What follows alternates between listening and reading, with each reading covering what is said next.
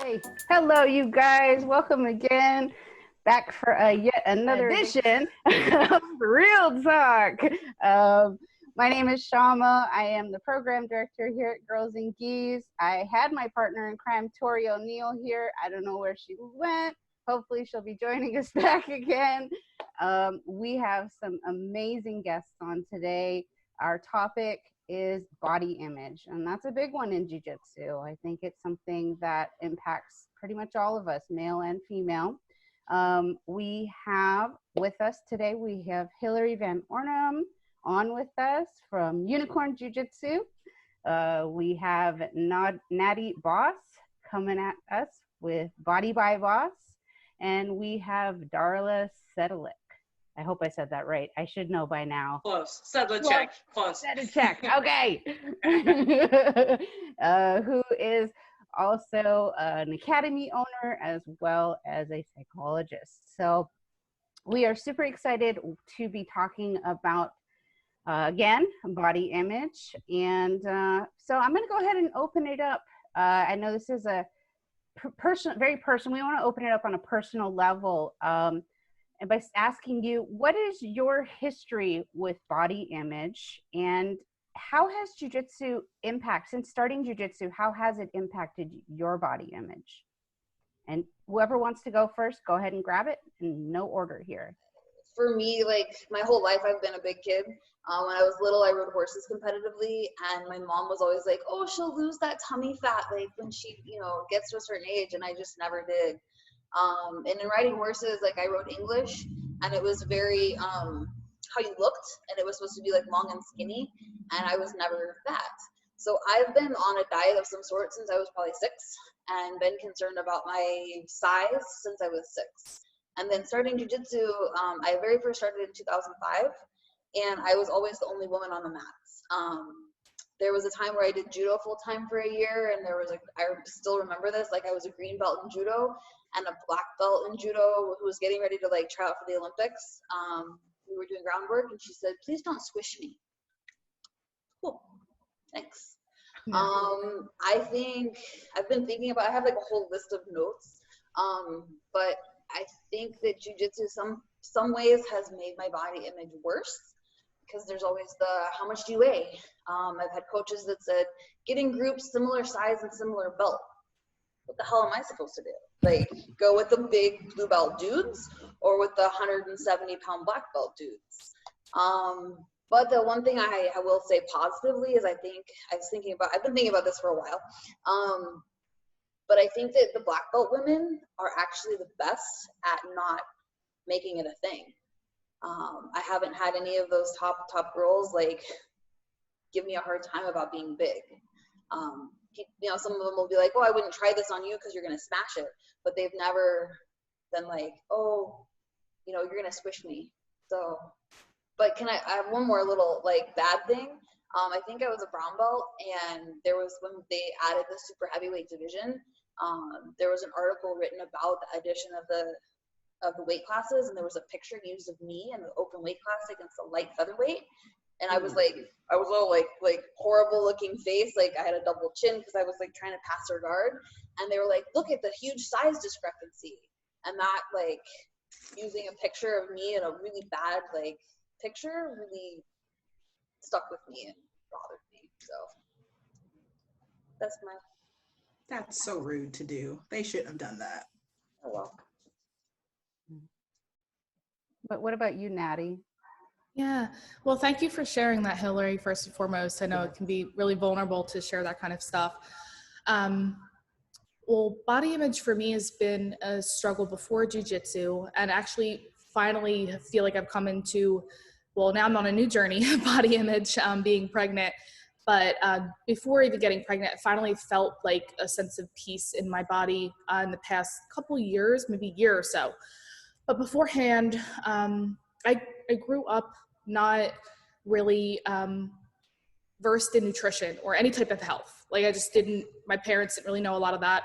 I found out a lot of that on my own, just being interested in that. And I always gained a little weight as a kid and was always curious as to why I gained the weight. Nobody really brought it on me, but it was more so something I thought of because I thought I wasn't doing anything different. So I didn't understand why I was changing.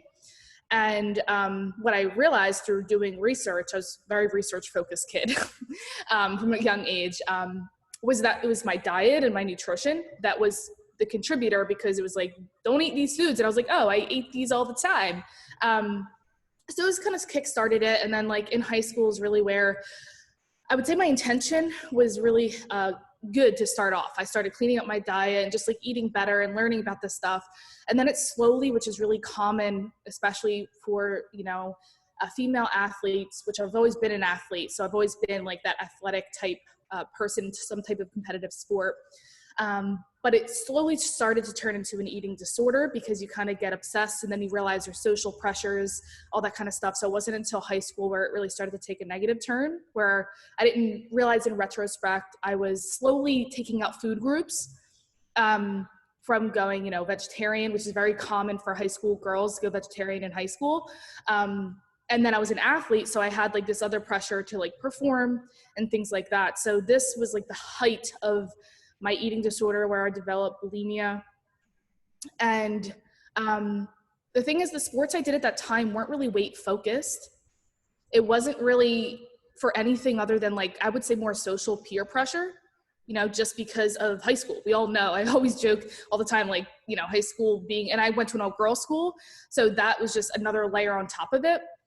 But then that was kind of the height of the dark hole. And then I always knew I wanted to be a dietitian. I wanted to be in nutrition. So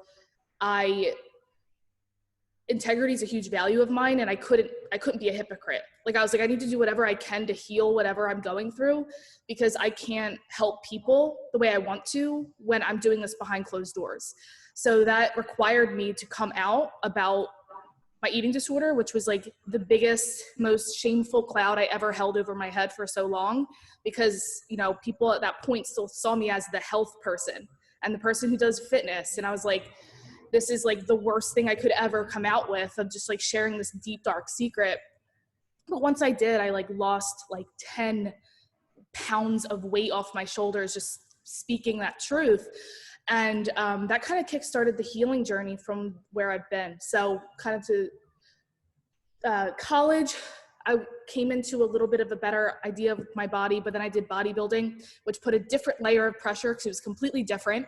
So now I was like, not necessarily focused on the number, but like physique focused, obviously very hardcore. And I also started jujitsu at that time as well. So there's a lot going on there. When I first started jujitsu, I was actually 115 because it was when I basically transitioned out of high school. So I still was in like the recovery of eating disorder. And jujitsu helped because it was the first time I really started to shift. When I was shifting my mindset, I wanted to start shifting my body and stop thinking of like less of my body, like wanting to be the smallest version of myself. And actually realized that with jujitsu, a lot of the messaging was like being stronger, which is also because bodybuilding was kind of later in my jujitsu journey. So when I first started jujitsu, I was like, oh, like I want to focus on being strong. Because what I realized was there's people that are my body type and like just short and muscular, and this is okay. It's not always about like the thigh gap and the skinny, which was like high school, you know what I mean? And then once I started to transition into like real athletes and the different body types, and really seeing that people can thrive and still do amazing, and just all their different, like how people come into their own, I was like, cool, it has nothing to do with body type, like, and being small. It's like, how can I be the strongest version of myself and really, you know, focus on switching that. And so I actually went on a quest to build muscle. So I built muscle to be 125. And that was kind of, I think, where it's really helped me. I think jujitsu has helped me a lot in body image because I really focused on being strong. And where do I perform my best, like mentally and physically? And it wasn't at 115, despite what everybody was trying to tell me, because I'm 5'2", you know, and the average weight for 5'2" is 115. And I'm like, but when I was 115, I had an eating disorder. So I can either go with the status of 115 and whatever, or trust myself and that I feel my best at 125 and ditch the number on the scale and say that this is where I feel my best.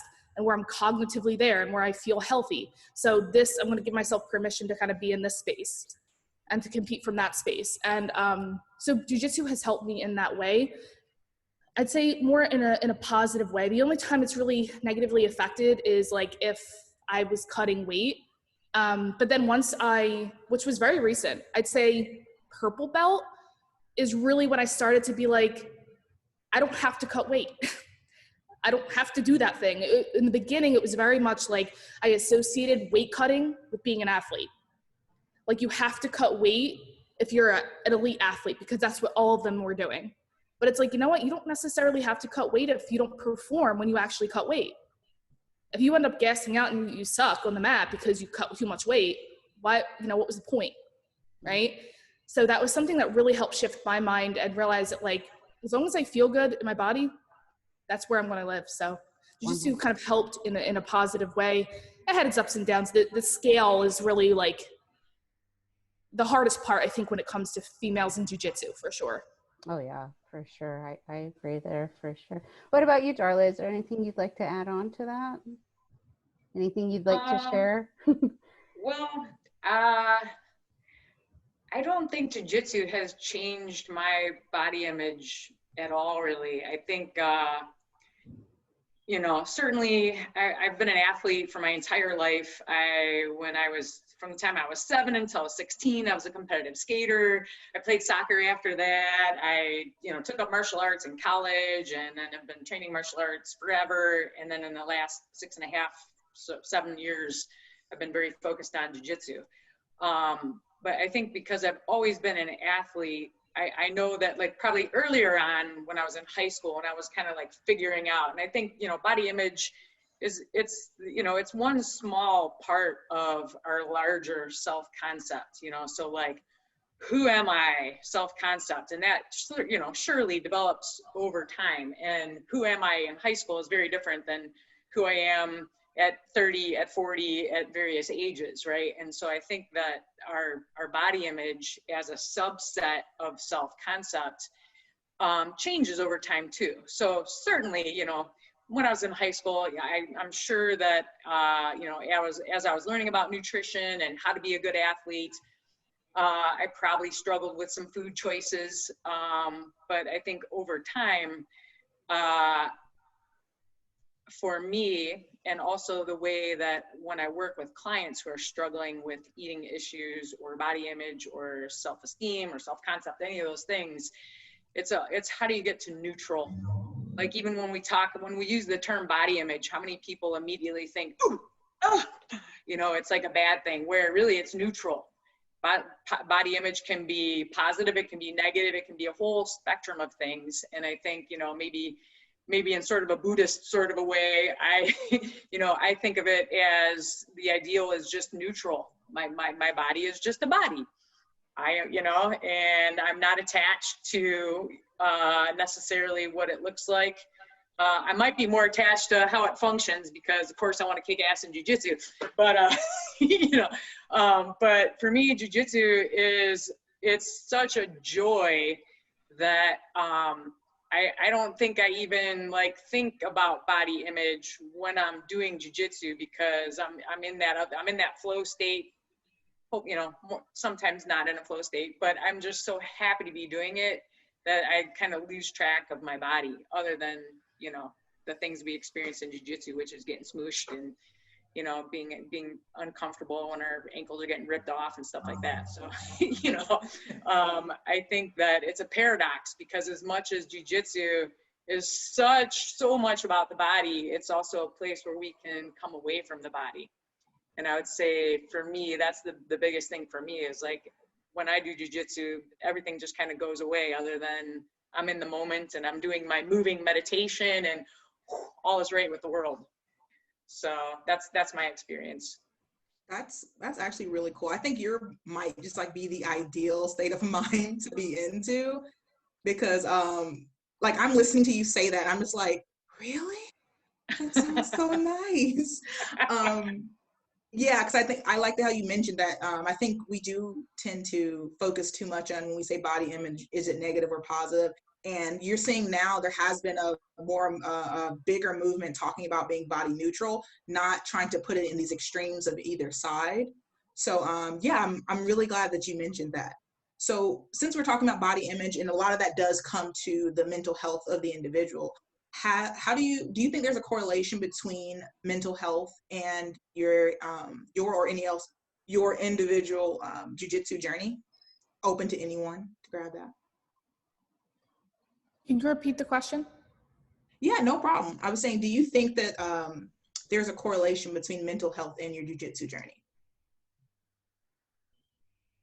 I feel like jiu-jitsu is 90% mental health. It really, you know, I think for me personally, and what I've experienced in athletes that I coach, the mats don't lie. The mats bring out what we need to work on in ourselves because of just so much that could potentially come up. And I like what Darla was saying, because when in that flow state, you know, all it is being present. And when we're present, we're attuned to our body. And when we're in our body, we're not in our heads, which means we're not going to place judgment on ourselves, because judgment really only comes from when we're stuck in our head and we're vacillating between, you know, all the shoulds and the coulds and the self-criticism. It all lives in the ego of the mind. So when we can get out of that space and be present in the body, that's where we really thrive in jiu-jitsu. And I feel like that's the state that Darla was kind of talking about, where she doesn't think about body image in any way because she's not in that part of the brain. She's kind of just present in her body.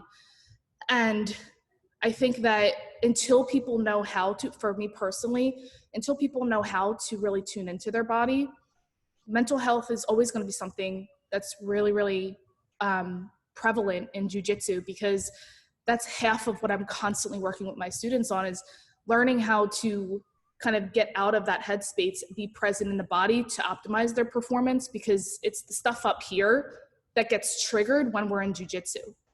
Like I'm not good enough, you know, I got to keep working, that kind of stuff. So I don't know if that makes sense, but that's kind of just a little bit of, I mean, I don't think it's ever going away, but it brings up stuff, because if we're not able to be present and attuned to ourselves, the stuff in our mind gets heightened. And it really can cause people to have, you know, damaged relationships and just struggles in jiu-jitsu, but it really is their own self in the way, in my opinion, with the students that I've worked with and seen. Okay, I want to kick it to you, Hillary. I don't know. I don't want to say this is like a big girl thing, that I feel like it's another thing, but me and you are kind of similar. And I want to be clear to say that I feel like, especially as women, yes, men face it as well, we all go through our own journey with body image, regardless of what size. When Darla was mentioning this flow state, I literally wrote down, I don't think I've ever been so flow state that I forgot about my size for an instant. I am always constantly thinking about my size. So I don't know if that is because we're bigger, but I would love to hear your take on the whole, on the mental health jiu-jitsu aspect. Well, I think one thing I've noticed, especially with COVID, and in Oregon right now, we're still, we wear masks when we're training, and not everyone is comfortable training. I have one student who isn't comfortable training yet, so she's only doing stuff on a dummy. And I mean, we've talked about it. She's struggling right now. She's missing there's the skin to skin human contact with others, and we're so digital and removed from human interaction right now, at least here in the Northwest. I think that COVID has really changed that for people. And I've seen, I've seen it, and I don't think the mental health part of jiu-jitsu, I think mental health, jiu-jitsu helps people's mental health big time. I say, when you come on the mats, you forget about your bad day, you forget about anything else going on in your life. You're just defending that choke or armbar or whatever. You're in the you have to be in the moment on the mats, or else you're not going to do well. So I think I have had those states where I'm not thinking about it, or I'm putting my boob in your face and you're going to not be able to breathe. and deal with it. You know, there's been times, and it's gotten better. It's happened more at brown and black belt, but where I'm like, open weight class at Masters Worlds 1 year, like there was this little tiny girl, and like she was bleeding, and she just went and tapped anything, and I was like, I don't care, like I have to hold you down because you're so little. But that's a whole. I think, but like there's times when like, I don't know if we're getting mental health or body, I don't know where we're going with this, but when I'm demonstrating things, if I'm teaching like a women's only class, like I have to pick my uke pretty smartly, because sometimes they, like when I'm doing a guard, when I'm lifting my hips up in the air, there are some girls that can't hold me. Thankfully my partner in the gym is my husband, and he can hold me most of the time. But it's like, that's hard too, of like, how do I teach this carefully without squishing my poor little students? So I don't, does that help? Does that kind of answer things? Yeah, that definitely answers. How about you, Darla? So there's a couple things. I was taking some notes because my mind, I'm like, wah, you know, lights all over the place, thinking about what to say here. So Hillary mentioned about connection and mental health, and, you know, especially right now because of COVID, for a lot of people, they have a lot less connection than maybe they did prior to all this stuff going on. So one thing I think in kind of bringing mental health and body image and jiu-jitsu together is connection. There are, you know, all kinds of studies about people that have a negative body image. You know, there's all kinds of, you know, research about this. And oftentimes when body image is in more negative, there is definitely emotional distress. There's definitely a higher level of anxiety and depression. There's definitely social withdrawal and isolation. People may avoid things such as relationships because they don't want people touching or, you know, knowing what their body looks like under their clothes, kind of thing. They may avoid going to the doctor. You know, there's all kinds of things where connection is so important to our mental health. And sometimes, you know, for people that maybe even struggle with body image, if they find themselves on the mat, they're touching people. And most often, for those of us who've been around, we're like, yeah, come on, you know, let's touch, you know. Where for some people, it's like, whoa, you know, it's uncomfortable at first, but they become comfortable with the touch and the connection that comes with that touch. So I think that for people that perhaps have, you know, disruptions in their self-concept and in their body image, when they find themselves on the mat and they get connected, not only does that connection with other people help them like shift how they're thinking about and perceiving their body, but guess what? They start connecting to their own selves more too. And that's where, you know, there's an opportunity to, you know, do some excavating and find out, okay, what mental health, you know, topics might I need to address in order for me to show up to the mats, show up for my life, show up for people in different ways. So I think that jiu-jitsu can be a very powerful tool. I think, as Hillary mentioned, sometimes, you know, for some people, it can actually create, you know, more difficulty around body image. You know, for example, like the weight classes, for sure, you know, in some ways, I think, and again, I think there's paradoxes all over the place. Weight classes can be really helpful because they kind of level the playing field. So, you know, for a certain body type, you're going to be with people in your body type and, you know, your weight class, and you can, you know, show things that you might not be able to show in a different weight class. So in some ways, they give an opportunity for different body types to show their strengths. So we might say that that's like a good thing, but then again, there's all kinds of people that do all kinds of terrible things to get in certain weight classes that they probably should not be in, and it becomes very destructive, and it can lead to more, you know, eating disorder type behavior, and even, you know, further down the line, body dysmorphia, all that kind of stuff. So, so I think mental health, you know, there's a vast array of things I could say about it, but I think that, you know, social support is so critical for people, and especially in the times that we're in right now, for people that are able to continue to train, they're still with their supportive group, they're getting some physical touch, they're staying connected, and they're able to stay connected to themselves. And those are protective factors. Those are very, very good things to be able to do right now. So I could say a lot more, but I'll pause there. No, I was like perfect. As when you started that out and you were talking about the body image and the things that we do to kind of disconnect from like other people, everything you were listing, I'm like, yo, I was like checking a list off in my mind of things that I did for the majority of my life until about 3 years ago. And that touch that you were talking about, I was very uncomfortable with the jiu-jitsu until halfway through my blue belt. Until I just said, it is what it is. But I think that's I think it's the experience, and as you continuously do it and you realize like, I'm not going to kill them after all, you kind of learn to let go of some of that anxiety that you get while you're rolling. So yeah, thank you for adding that. That just validated some things in my own head there. But you did touch on something really good, Darla, when you were talking about, well, not great, when you were talking about sometimes weight classes do lead to that extreme end of it. And since we're working in a weight-based sport, we do have people who weight cut. So again, this is going to be a very broad topic. We're just going to ask everyone to like share a little bit on it.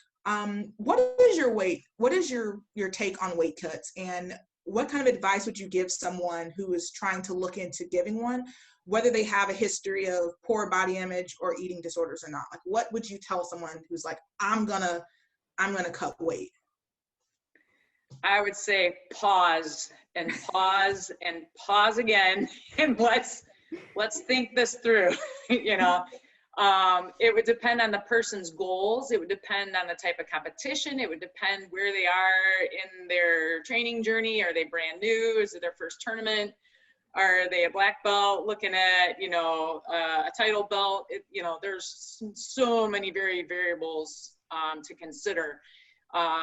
If it's someone that's new, I would say don't even bother thinking about your weight, because most local tournaments anyway, you know, there's 8 women that show up, they're going to put 4 down, 4 up, and it doesn't matter, you know, what you show up as. It's the luck of the draw, who's there, which weight class you're going to get put in anyway. So, you know, for something like that, absolutely, I would tell women who are interested in competing to, you know, eat well and mind your nutrition so that you feel good and you can perform at your best. But don't try to get to a weight category for a local tournament, because it's probably not going to happen anyway. The best thing you could do is feel good, have good nutrition, and, you know, performance-based nutrition. For someone who's maybe more serious and, you know, has been in the game a long time, you know, they may or may not be motivated to change up their habits when it comes to weight cutting. And then there's a lot deeper conversation that has to come with that in terms of looking at their motivation. Are there other issues that are on the table that's making them want to weight cut? Maybe they do have you know, some type of eating disorder that they are managing between tournaments by just up and down roller coaster, binge after the tournament, go back to the weight cutting, prepare for the next tournament. So there's a lot of roller coastering. I'm aware of a lot of competitors that do that. So for them, you know, I think it's a play, you know, pause. If I'm the person they're asking, I'm going to say pause. What are your goals? You know, what's your history with eating and your body and nutrition? And, you know, let's come up with very specific goals, and let's find out if trimming some weight actually will help you within those goals. It may or may not. But ultimately, it has to be the athlete's decision. It's nothing you can impose on somebody or tell them what to do. They have to decide for themselves. I always tell, like, my students, especially, like, only my husband is the highest, like, level competitor we have here, but if I say compete at your weight, unless you are, for a woman, like 175, can you cut a couple pounds? Can you cut your gi weight to make that heavyweight so you don't have to go with me or Tori? Maybe. For men, I say 220 if they're about 220, because I think that weight class is 220 and up is ultra. If they're 220, maybe cut your gi weight so you can make that super heavy and not have to do ultra heavy. Unless you're black belt, brown belts, like if my husband's a middle heavy, so I would say like if he's 200, yeah, babe, you need to cut, like he performs best at middle heavy. But I think for anybody like under brown belt, just compete at where you're at unless you're on that line of ultra or super heavy. But then there's MMA. I did MMA for a few years. I only ever had 3 fights because we couldn't find opponents for me. And MMA is a different beast because there are specific weight classes, and like we found like I think one opponent for me at 185, and then she got arrested, so that didn't happen. And then I think I fought at 195 and 205, but we couldn't at those weight classes find opponents for me. I think when I was my last fight, I was a purple belt. Yeah. And the girl had been training for like maybe 2 years, so that. If you're in MMA, you may have to cut more weight, but that's a little bit different beast than jiu-jitsu. But I just compete where you are is my thing, unless you're that border. Just so you, especially for the dudes, like if they get like a 400-pound big huge dude and they're 220, like that's. Yeah, Maddie. I wanted to definitely, like, every word that Darla said, just 100% agree with. Definitely aligns with everything that I think about. The newer the belts, I definitely say, like, don't worry about it, because that's not what you should be focusing on. You should be focusing on getting experience and not adding that extra level of stress, like white and blue belts. Maybe purple belts and on, if you're doing lots of super fights and getting super serious. Like, I've been a competitive athlete in jiu-jitsu. I mean, my first tournament was 3 months into jiu-jitsu, and I basically been doing competitions ever since. So like, I got into weight cutting earlier than I probably should have. But anyway, what I wanted to say in regard to the question too is, especially what my shift and focus has been on in the past couple years since my business and working with female athletes and noticing the body image issues and the relationships to food issue, is always asking that question first. It's like, I'm always asking, like, what is your relationship to food? Because so many women will reach out to me and they're like, hey, number one, I will never, ever assist anyone who wants to cut weight that is more than 0.5 pound to 1 pound a week, which I get all the time. I have a tournament next week. I need to lose 10 pounds. Can you help? I'm like, no, I'm not going to help you with that, because I already know what the repercussions of that is going to be. And I'm not going to contribute to this disordered pattern to get to this competition. It's just something that I'm not going to do. As a professional in what I do, I have to make sure that I'm doing it in a healthy way. But the number one question that I think is really important for women to ask themselves is, like Darla said, the motivation behind what they're doing. The motivation behind, why do you want to cut weight?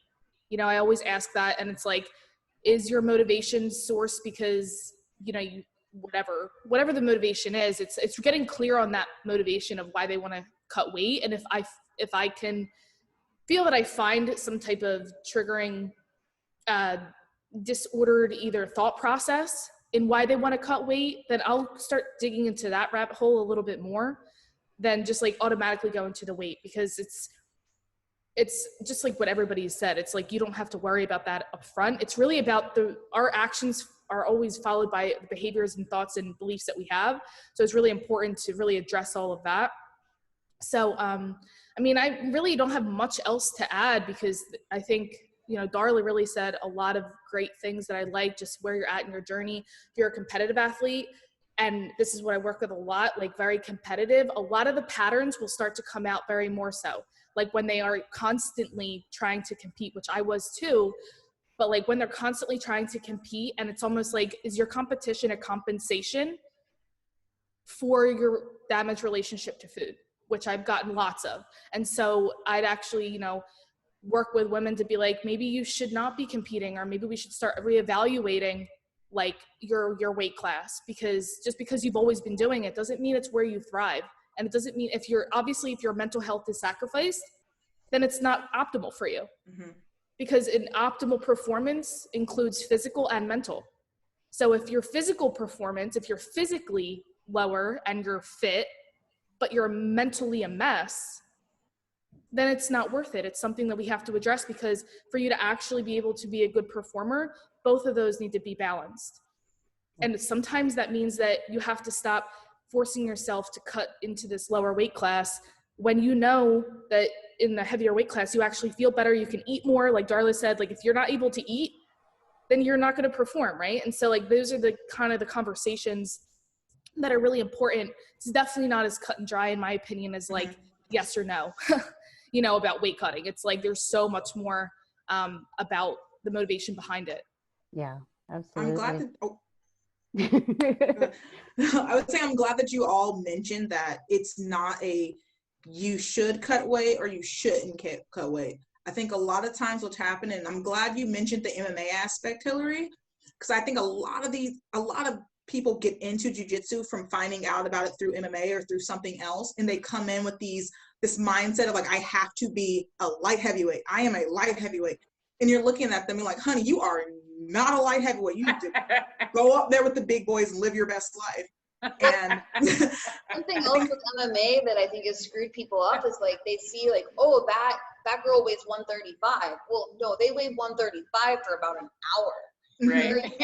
I mean, I used to train with a bunch of guys that like UFC guys. Like I know Chael Sonnen really well. Like when Chael was fighting at 185, he was 225. Guys that were like 155ers that were over 200, and it's not like. I'd like to see some long-term studies on how their bodies behave like in their 40s and 50s and 60s. Oh, absolutely. But I just look at wrestlers. There's a misconception when they see on the TV like, oh, that guy weighs, 145. No, he doesn't. I could do. Yeah. Yeah, that's I should definitely be something that weight, and they shouldn't be. When I think too, like with, I mean, I just know from my personal experience is that weight cutting can lead to an eating disorder very quickly without you even realizing it, because it is such a normal thing for a lot of jiu-jitsu players to do. And a lot of the times, I know for myself, I didn't have proper guidance. I didn't have a nutritionalist helping me. Unless you have that kind of, support, it's easy to do it very unhealthily.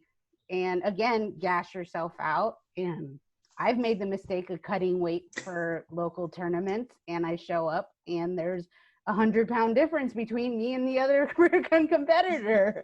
So the last area we wanted to kind of touch on is, for someone who is struggling with a negative body image, what would you have to say to them? What message can you say to those that are watching that this may apply to? I'm gonna look at my notes because I have a little speech I give is like, little people don't apologize for being quick. Flexible people don't apologize for being flexible. So we should never apologize for being big or strong. That's one of my messages in jiu-jitsu. But I think there's a few other if all 5 of us ate exactly the same diet, did the exact same workouts at the exact same intensity, we would all still look different. And I don't know, I'm trying to, with my students, encourage anybody to try jiu-jitsu and find that there's positives and benefits to every body type. Little people can get out of spots easier than big people can, but big people, maybe I can pick, or I'll try to pick you up one day. I should try that next time I see you. I bet I can pick you up. And so do that.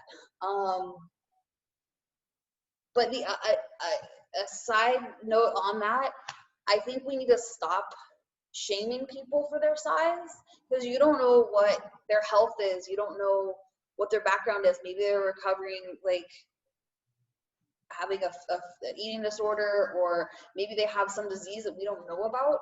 And to stop shaming people. I had a coach that, oh, Hillary, you need to cut down on those beers during the week. I'm not drinking during the week. Why are you making an assumption about how I eat? So if we just stop judging people and making those little comments, all those little comments I have tucked away in my head. So I think if we just try to encourage everyone to try jujitsu and encourage like everyone, is that, I don't know, that you're good. I have more, but carry on. I'm going to read my notes. Go ahead, Darla. So, in particular for women that show up on the mats that are brand new, oftentimes they maybe are showing up because they've been assaulted and they're looking to learn some self-defense. Maybe they are anxious, whatever it may be. And, if we look at the statistics of how prevalent anxiety and depression are, it's very prevalent. If we look at some of the statistics about body image, there's been all kinds of studies looking at adolescents, and it's like a negative body image. It's like they're calling it like normative discontent because it is so pervasive. In one study, they found that like 70% of adolescents who participated in sports, because there's the thinking that adolescents who participate in sports are, have an edge in terms of their self-esteem and their confidence. And in some studies that's true, but in others it's not.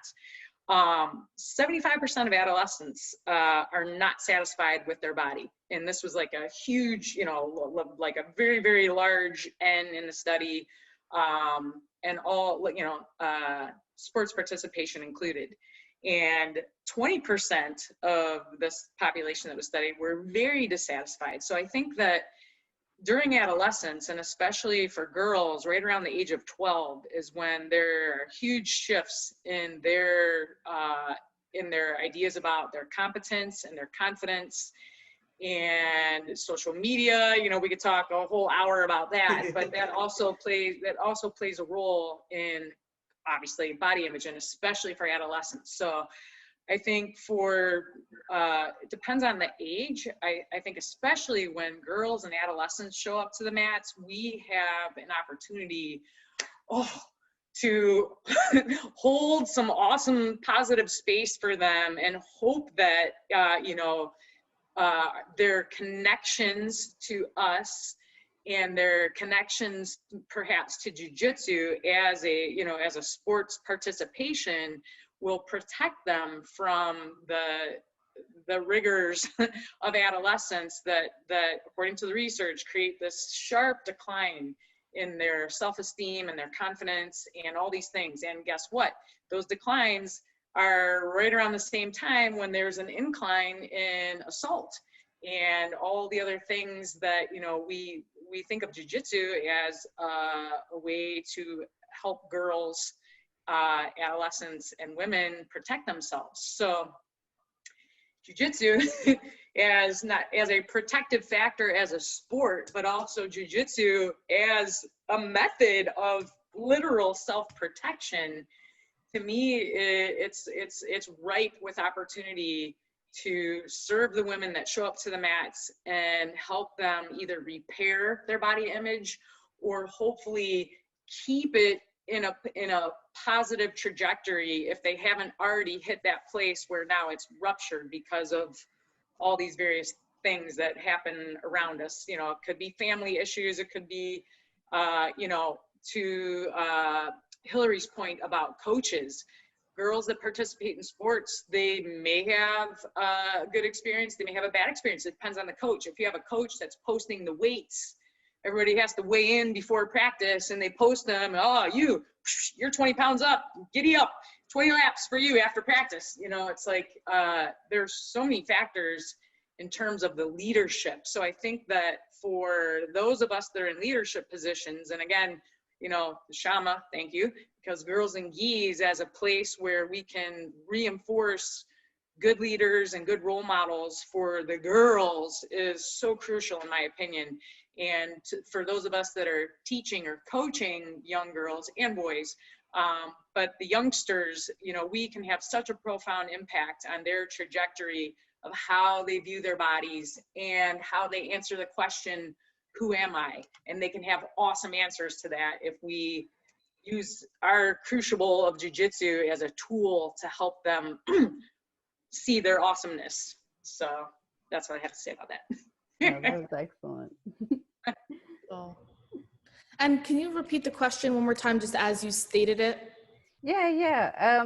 So just for somebody, say, who's struggling with a negative body image out there that might be tuning in, what's something that you would want to say to them? What's some advice that you can offer them, or a message that you can give to them?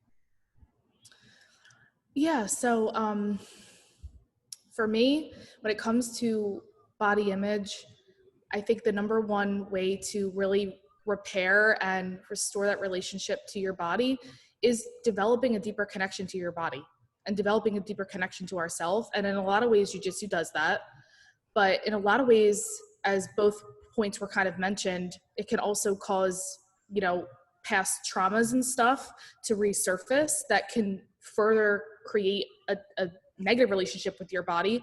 Especially, it's so alarming to me, and it breaks my heart that, if I, work with 10 women, 8 out of 10 have had sexual assault, and various stages and whatever. And that plays a huge role in jiu-jitsu. And I think that it's so important that you just need to develop a deeper connection to yourself. And with what I do, why I've got so passionate about including breath work in what I do for athletes is because that is the number one healing modality that has helped and transformed not only my athletes, but myself as well in developing that deeper connection.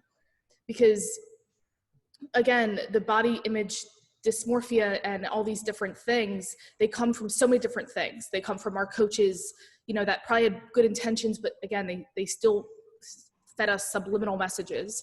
Our family environment, actual traumas that we've experienced, maybe like sexual assault, all these things played a little role and added to the way that we look at our body, and that plays a huge role. And sometimes, again, it gets brought out in the sport. So I'd say that there is no shortcut.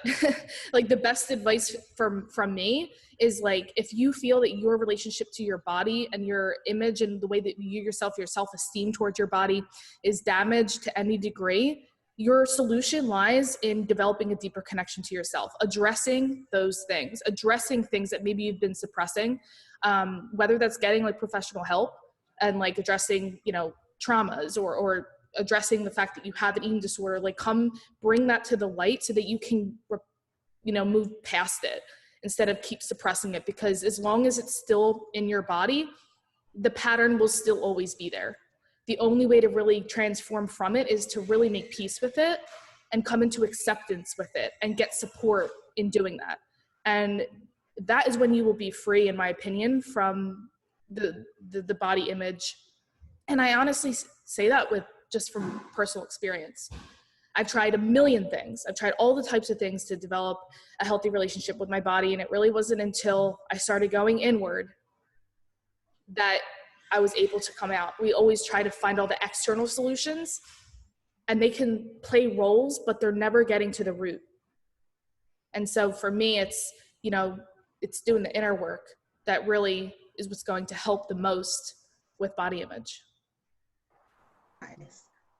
If you don't mind, Shama, can I throw my 2 cents in real quick? No, please do. You're on. That's why you're going here. You have a lot to say about this. So yeah. Well, if anyone knows me and they know the work we do and the platform that we have over at the Mighty Dames, the whole reason that I wanted to create a group that, brought together bigger girls is that thing of body image and self-esteem and self-worth. I think we as women, we all feel that, and they get really entangled sometimes, and it's hard to see how to break that, that vicious cycle that you continue. And for me personally, like I said, it's funny that people look to me now, knowing what a hot mess I am to myself. But even just, I want to say, I just turned 30 this year. So even as soon as 27 is when I really started understanding, practicing self-compassion and just cutting myself a break. I know we have so many things that we can add to ways you can help to improve your body image. Like you were talking about, Natalie, like maybe you do need to seek professional help, or you asking your why are these things there, looking at past traumas. But I feel like a very, very good starting point, it's like in all of my headers on all of my social media, is practicing self-compassion. because I think one thing we can all say is we all have that girlfriend, you know, that when they're dogging themselves and you're looking at them like, what are you saying to yourself? Why would you talk to that? So, but we are saying those exact same things to ourselves, but there's no one there to check us. So I think getting out of your head, like you were talking about, Nat, getting out of our head, practicing self-compassion, realizing that if you falter, it's not, you know, it's not the end of the road for you. You can always come back from it, and realizing that it's not a one-day thing. They call it a journey because it is continuous. Just if you have one bad day, you still, in a week, you still have 6 more days that you can choose a different path. So I think for everyone, I would say, take a breath. Like you said, pause and realize that today may have been crap. It may have just it's done. But like that does not have to, you know, dictate tomorrow or the next day. So just really try to look inward, practice self-compassion, just cut yourself a break sometimes. Just cut yourself a break. Absolutely. I remembered a couple things. Yeah, I was going to swing back around to you. I was like, I saw you checking your notes there. Well, one thing, so I've been doing a lot of, like, I don't know if you want to call them self-help, but I've been reading a lot during COVID and listening to a lot of podcasts, and Brene Brown has been awesome. One thing that she talks about is like our whole society is based around like us not being enough. You know, you're not skinny enough, you're not wealthy enough, you don't have the best job, you don't have whatever. And so like society is pushing us, like the media, people are trying to sell us products to make us feel better about ourselves. Or, you know, if I get that better job, or if I get that nicer house, I'm going to feel better. If I lose 10 more pounds, if I can wear a size smaller, if I can make the next weight class, I'll be happier. And the answer is we probably won't be. So like focus on what's good. Like one of the things I was like, oh yeah, if you can focus for jiu-jitsu on how to feel better about yourself, like focus on what you're good at, because I'm sure you're good at something in jiu-jitsu. Focus on that. Maybe, you know, like the Berimbolo game, not gonna do it here. If I invert, I choke myself. Like, Nope. So like, let's just, you know, find stuff that works for you. And if you have a coach that's like, no, you have to be do the Berimbolo, or that's like I will never Berimbolo. You know, maybe we need to find somewhere else to look for guidance. And then like just last little, like, you're not your body. You are not fat. Like I have fat, but I am not fat. Like, you're not skinny. You may be thin, but you are you. You're not your body. It's like the whole thing, you're not a label. The label is just a label. Our whole thing is like rep heavies, but at the end of the day, heavy is just that, a word that someone else came up with. Don't let other people dictate how you feel about yourself, because they're not going to be there to deal with the backlog. You are. Oh, this was beautiful, you guys. This is absolutely beautiful. No, I'm serious. So I'm looking at the comments as we're doing this, and, you know, I'm so happy that we did this. This is something I went to Tori and I said, Tori, I need a topic, you know, what do you got? And my default is body image. Like body image. We talk about body image.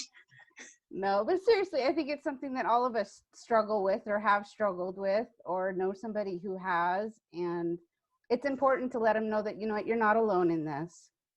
And, you know, it's something that impacts us in all phases of our lives, at all sizes, at all ages. So thank you so much for being a part of this discussion. You've not only helped all those people watching, but I feel like you've helped me as well, because, you know, it's something that, again, all of us do struggle with. So thank you so much for contributing today. And it was a pleasure having all of you on.